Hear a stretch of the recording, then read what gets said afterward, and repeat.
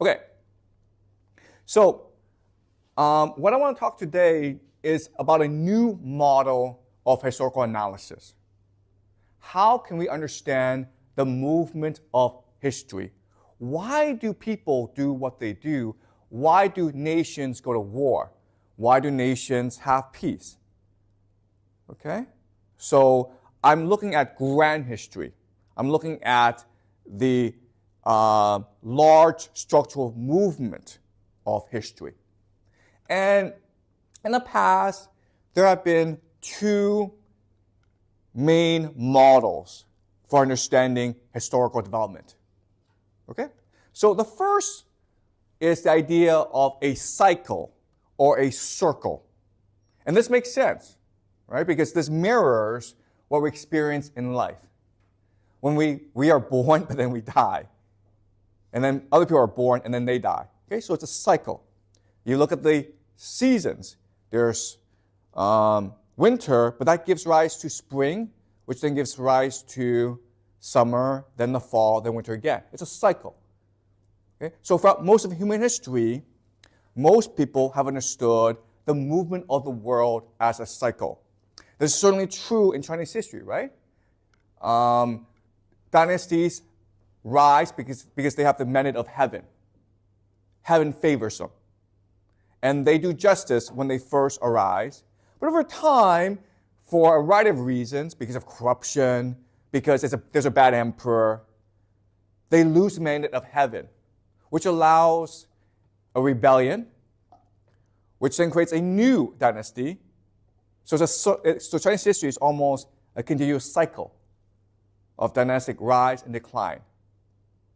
Okay? Now, in the Western context, there's also a cycle. There are many different cycles, but let me explain one cycle that we've noticed in the Greek and Roman world.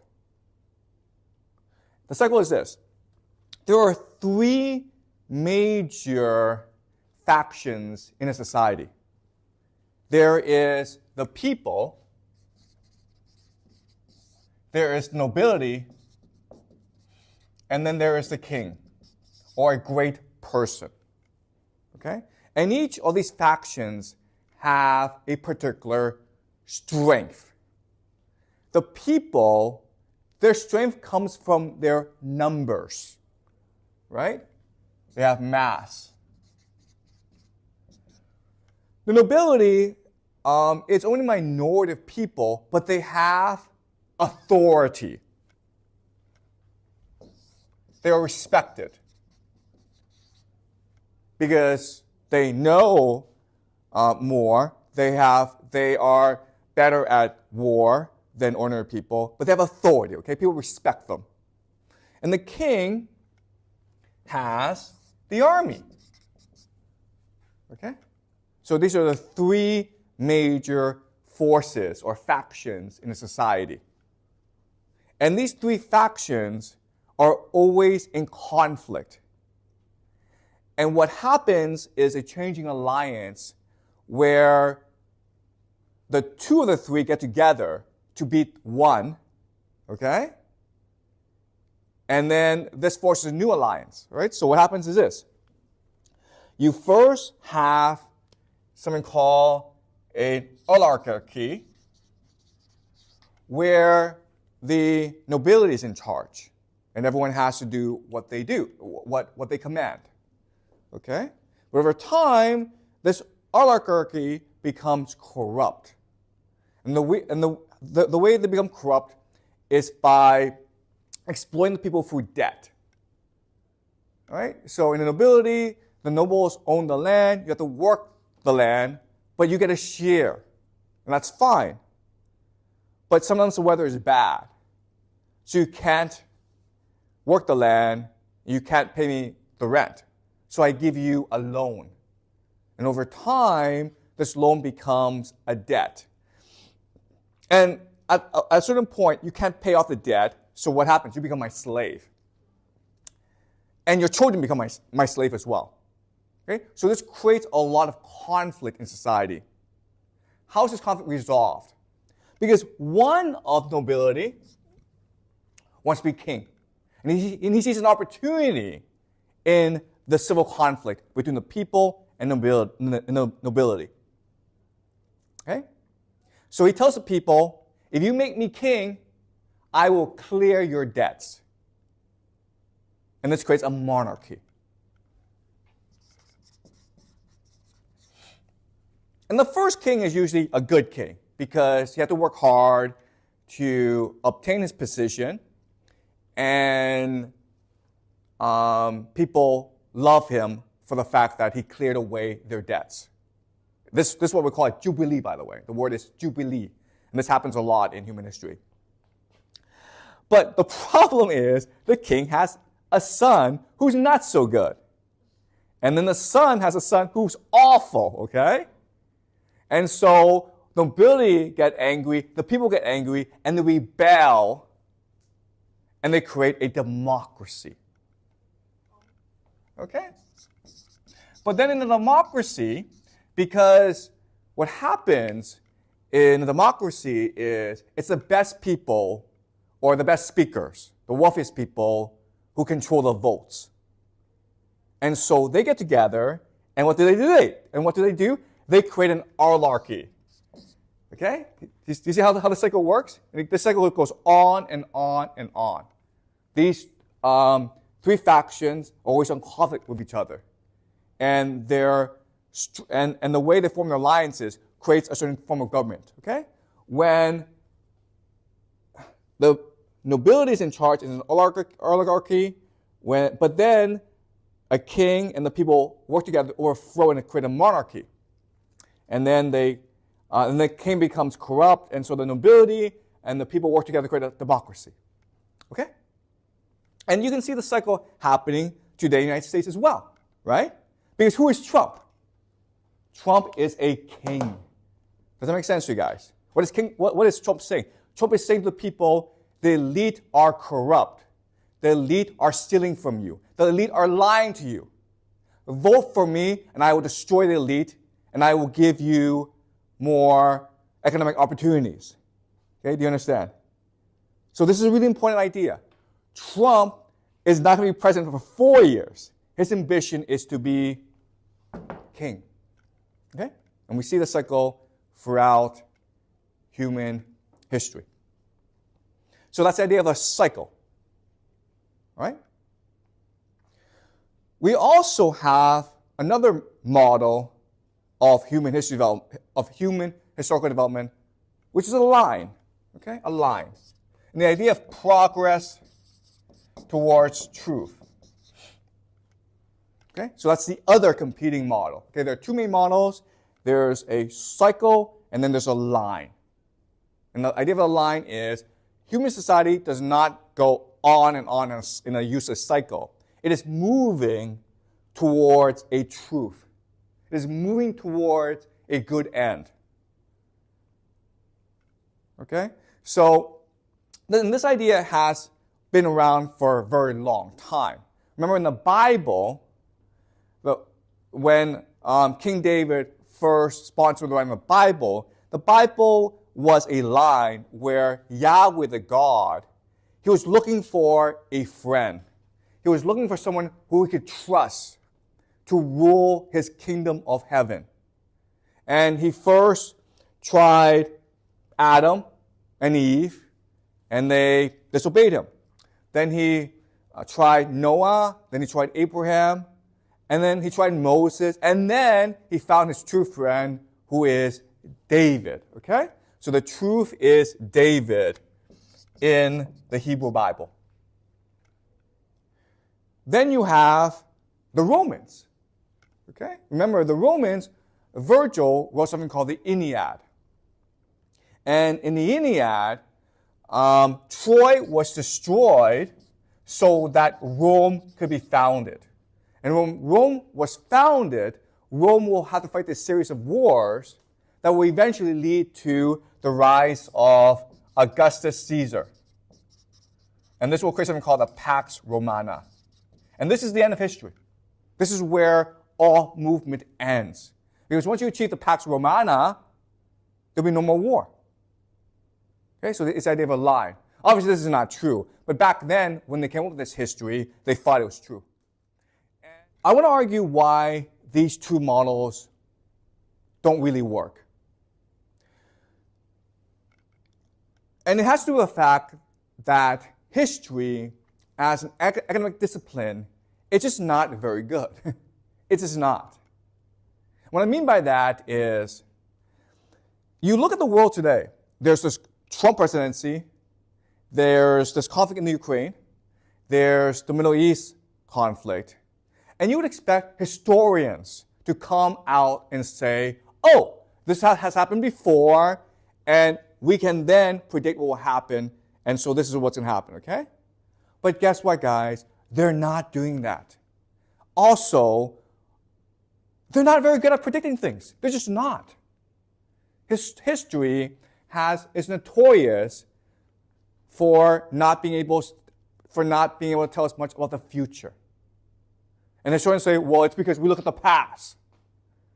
And for me, this is frustrating because if the history is any good, if the history is accurate, then it should help us predict the future, or at least better understand the present, okay?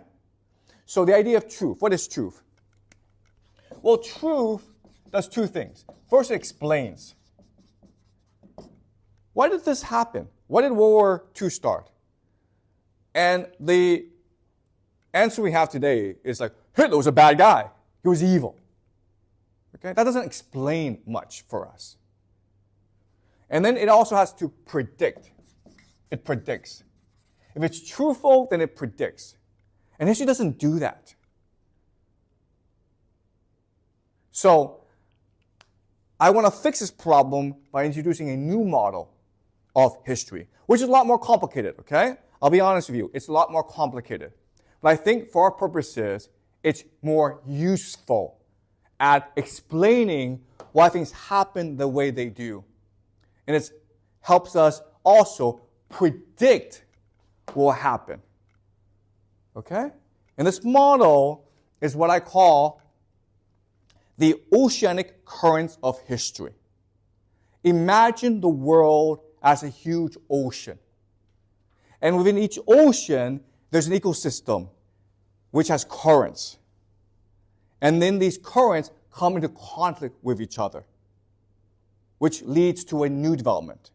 Okay? So think about hurricanes.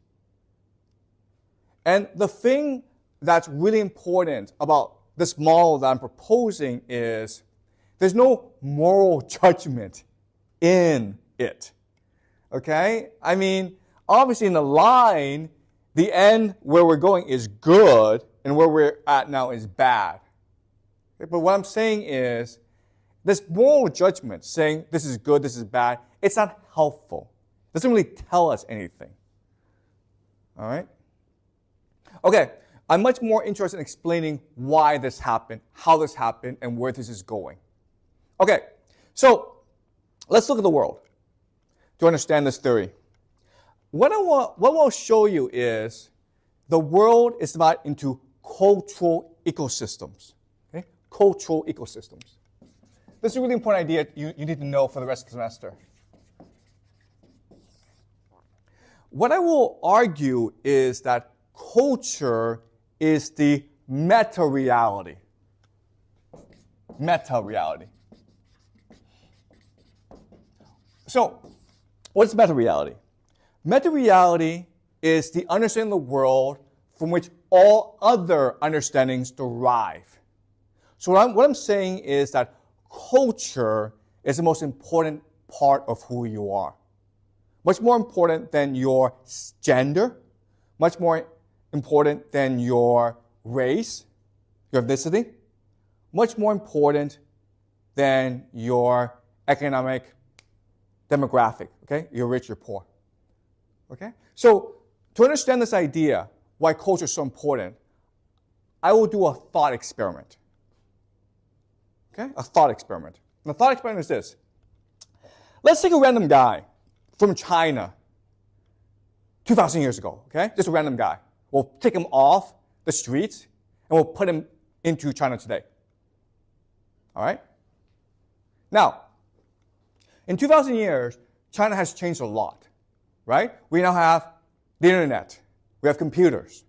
We have cell phones. We have skyscrapers. We have cars. We have roads. Okay? So China has changed a lot in these 2,000 years. How long would it take for him to adapt to the new China?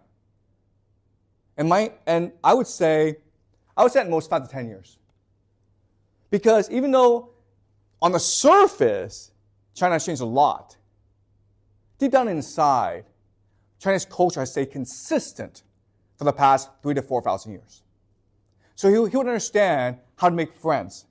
He would understand if he were to get a job, how to associate with his boss and his colleagues. If he were to get married, he would know how to raise his children to have them succeed in China. Okay? Does that make sense to you guys?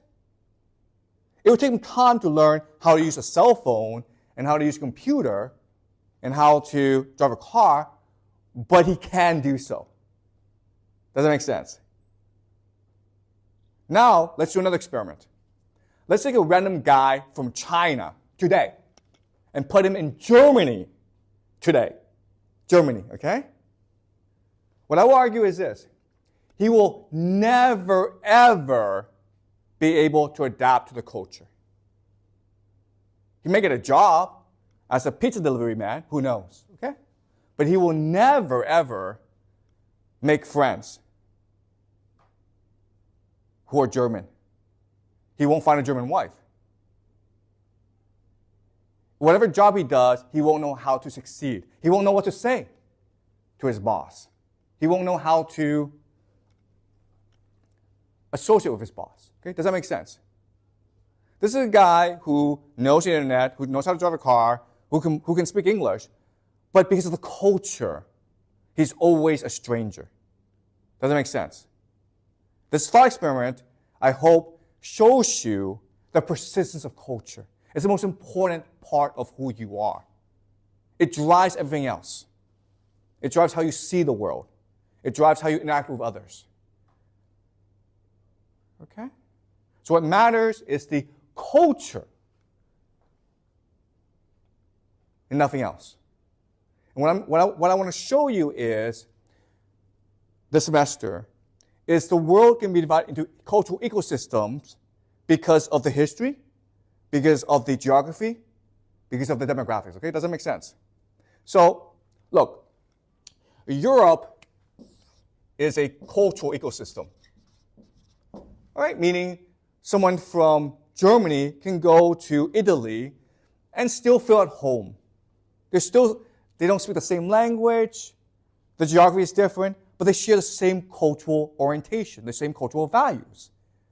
All right? Someone who lives in the Middle East, okay, well, something called the Levant, Israel and other places, okay, but basically the Middle East. That's also another cultural ecosystem. Then you have the steppes. Okay? So remember, the steppes are this grassland, this ocean of grassland that basically extends from Hungary to Mongolia, okay? And then you have China, India, okay? So but there are these different ecosystems, cultural ecosystems, that are determined by their geography, their history, and the demographics. And culture is a response to geography, history, and demographics, okay? Does that make sense? All right? Now, what I will show you is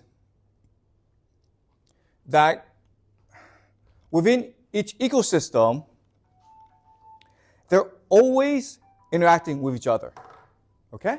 They're always interacting with each other. And when they change their interaction with each other, all right? So, let's ask a really important question, which is, why do empires, why do they fall? Why do they decline? Why do they fail? And this is a really important question. How was it possible for the Roman Empire to collapse? How were the Greeks able to defeat the Persian Empire? How were the Mongolians and the Manchus able to conquer the Chinese Empire? All right? And what I will show you this semester is, when this happens, when empire is conquered, the pattern is the same. There's a consistent pattern in this. All right? So let me explain the pattern. And then for the semester, we'll go into specific instances of this pattern to explore the specifics. Okay? Does that make sense? All right. So what happens is this. Why empires fall is, there's usually an empire, okay? Let's just say Rome. And as they expand, they encounter something called the borderlands. Okay, borderlands. Borderlands are just places that are the intersections of empires. Okay, so Mongolia is the borderland of the Chinese Empire, right? Arabia is the borderland of the Byzantine and the Sasanian Persian empires, okay? And the borderlands and the empire become, at first, symbiotic.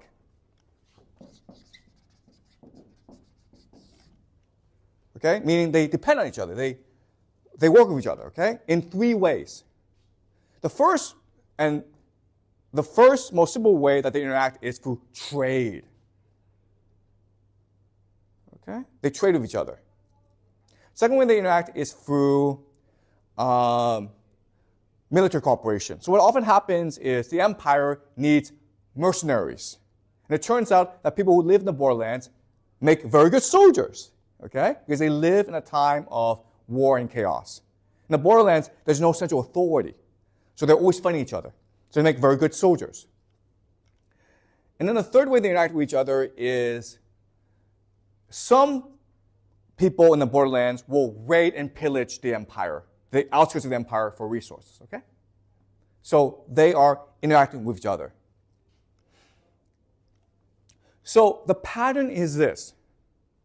The borderlands first start off as maybe an isolated region of the world. So Arabia, the steppes, and the Germanic North, okay? What we call Scandinavia today, okay? The Norsemen. So these are all isolated parts. But as the empire expands, they start to interact with these isolated ecosystems.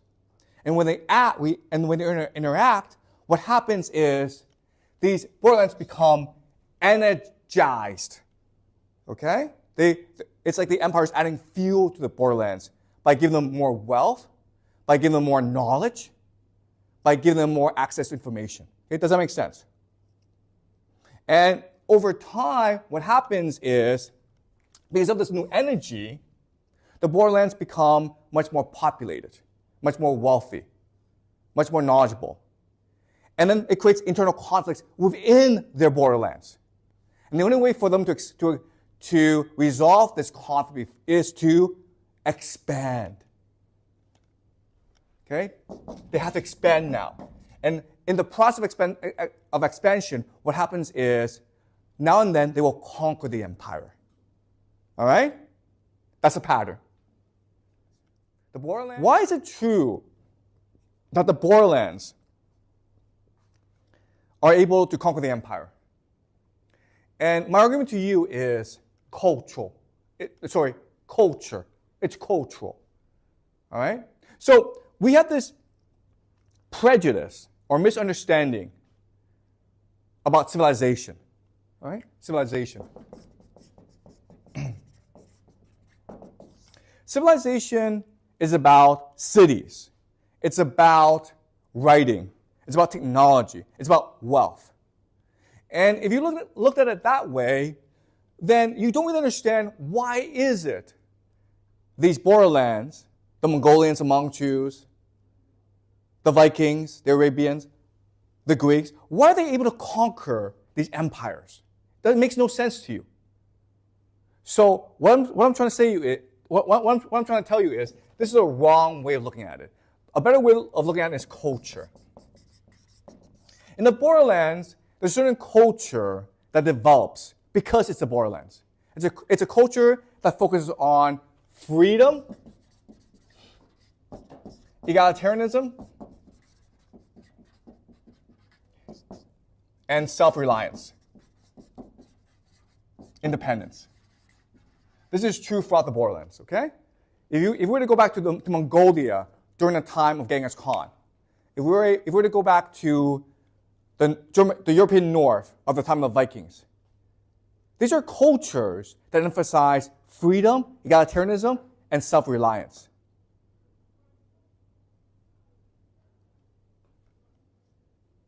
And as such, these were amazing warriors, okay? So let's look at an example. Let's look at the Vikings, okay? The Vikings didn't know how to read or write. They didn't have any mathematics. They didn't have cities. But from age 2 or 3, their kids were learning how to swim, how to row boats, how to cook, how to hunt, how to fight, how to ride horses. Does that make sense? And what are civilized kids doing? They're learning how to do test questions. Right? In a war, who's going to win? Well, obviously, these guys. Okay? Does that make sense? So this is the idea of the oceanic currents, okay? You have these isolated areas that are ecosystems amongst themselves. As the empire expands, okay, just think of it as a current, the imperial current. It's just expanding. So that's what empires do. It energizes these areas. And these areas actually have much more energetic potential than the empire, which is dying, okay? And this energy forces so much energy in this borderlands that they are now become like a hurricane. And they have to ride through history. Sometimes they're defeated. But sometimes, like the Greeks, like the Vikings, like the Mongolians, like the Arabians, they win. And when they win, they create a lot of destruction, okay? And that's the idea I want you implanted in your head. These are currents. These are natural forces that are unstoppable. Once they start, you cannot stop them. Okay? This war in Ukraine, it is a hurricane that will engulf all of Europe. This war in the Middle East is a hurricane that will engulf the entire world. Once it starts, you can't have a conference and decide to end it. These things cannot end until they reach their natural course. Okay? The hurricane stopped when it runs out of energy. Does that make sense? The hurricane does not negotiate with you and say, oh, well, you make a very good case for why I shouldn't destroy you, so I'll just stop. Hurricanes don't do that. Okay, these are natural forces. Right? And this is what I will show you this semester. And I will also show you how this connects to current events. And then once we do that, we should be able to predict current events. And just to let you know, spoiler alert, things will not end well. Okay? We are looking at the complete and utter destruction of the world we live in today. Nothing will be the same. Because these are oceanic currents. They destroy everything in its path. Once you unleash them, they must destroy.